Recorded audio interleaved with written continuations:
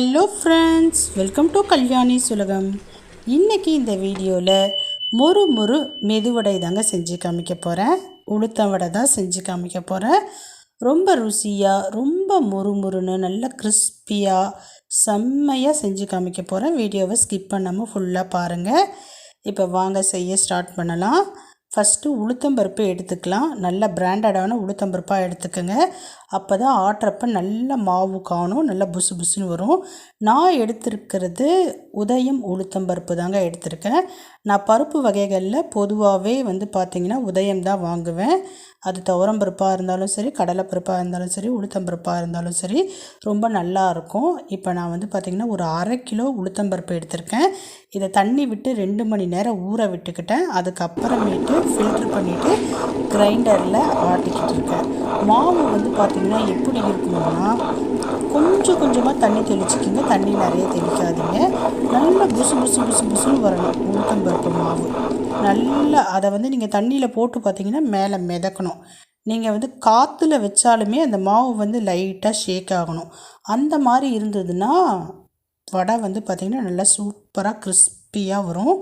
இப்போ மாவு அரைச்சிட்டேன். இது கூட பார்த்திங்கன்னா பச்சை மிளகாய், இஞ்சி, கருவேப்பிலை, கொத்தமல்லி, வெங்காயம் மட்டும் கொஞ்சம் நிறைய சேர்த்துக்குங்க, நல்லா டேஸ்ட்டாக இருக்கும். நான் பார்த்திங்கன்னா 4 மீடியம் சைஸ் வெங்காயத்தை நல்லா பொடியாக நறுக்கிட்டு சேர்த்துருக்கேன். உப்பு உளுத்தம்பருப்பை கிரைண்டரில் அரைக்கிறப்பவே நான் சேர்த்துட்டேன். இருந்தாலும் மிக்ஸ் பண்ணிவிட்டு ஒரு டைம் டேஸ்ட் பண்ணி பார்த்துக்குங்க. எனக்கு எல்லாமே கரெக்டாக இருக்குது. இப்போ மாவு ரெடி ஆகிடுச்சு. தட்டி போட வேண்டியது தான். ஸ்டவ் ஆன் பண்ணி கடாய் வச்சுக்கிட்டேன். அதில் எண்ணெய் ஊற்றிக்கிட்டேன். எண்ணெய் நல்லா பார்த்திங்கன்னா, ஏன்னா நம்ம டீப் ஃப்ரை செய்ய போகிறோம், நிறைய ஊற்றிக்கிங்க. ஒரு 1/2 லிட்டர் எண்ணெய் ஊற்றியிருக்கிறேன். இந்த எண்ணெய் நல்லா சூடான பிறகு ஸ்டவ்வை மீடியம் ஃப்ளேமுக்கு மாற்றிட்டு வடையை தட்டி போடுங்க. நிறைய பேர் வடை தட்டுறதுக்கு வர மாட்டேங்குது, ரவுண்ட் ஷேப்பில் இருக்க மாட்டேங்குது அப்படின்னு சொல்லுவாங்க. அவங்களுக்கெலாம் நான் சொல்கிற டிப்ஸ் என்னென்னா, மாவு பக்கத்துலேயே ஒரு சின்ன கிண்ணத்தில் தண்ணி வச்சுக்கிங்க. இப்போ பாருங்கள், ஒரு உருண்டையில் எடுத்து மாவு தட்டி போட்டுட்டு அடுத்த வடை தட்டுறதுக்கு முன்னாடி அந்த தண்ணியில் லைட்டாக கை வச்சு டிப் பண்ணிவிடுங்க. அதுக்கப்புறமேட்டு எடுத்து மாவை உருட்டி தட்டி நீங்கள் வடை போட்டிங்கன்னா அழகாக ஒட்டாமல் சூப்பராக வரும். அதே மாதிரி வடையை போட்ட உடனே நீங்கள் கரண்டியை போட்டு மிக்ஸ் பண்ணக்கூடாது. அதாவது அதில் திருப்பி போடுறேன், அப்படி பண்ணுறேன், இப்படி பண்ணுறேன்னு எதுவும் பண்ண வேணாம். அதை அப்படியே விட்டுடுங்க. ஒரு 4 நிமிஷத்துலேயே பார்த்திங்கன்னா நல்லா வடை வெந்து மேலே அப்படியே மிதக்கிற மாதிரி இருக்கும்.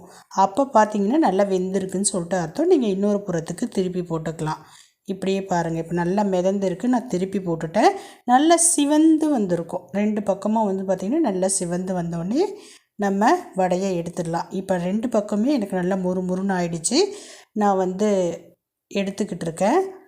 வடை மட்டும் பார்த்திங்கன்னா நீங்கள் ஹை ஃப்ளேமில் வச்சு ஹை ஃப்ளேமில் வச்சிங்கன்னா மேலே மட்டும் நல்ல முறுன்னு சிவந்து வந்திருக்கும். உள்ளே பார்த்திங்கன்னா மாவு வேகாமல் இருக்கும்.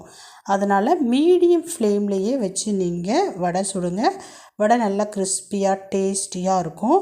நான் சொன்ன மாதிரியே மாவு அரைச்சிக்கிங்க. மாவு பார்த்திங்கன்னா நல்லா புசு புசு புசு புசு புசுன்னு கிளம்பி வரணும். நீங்கள் கொஞ்சமாக உங்களுக்கு டவுட்டாக இருக்குன்னா மாவை தண்ணியில் எடுத்து போட்டிங்கன்னா அந்த மாவு மிதக்கணும்.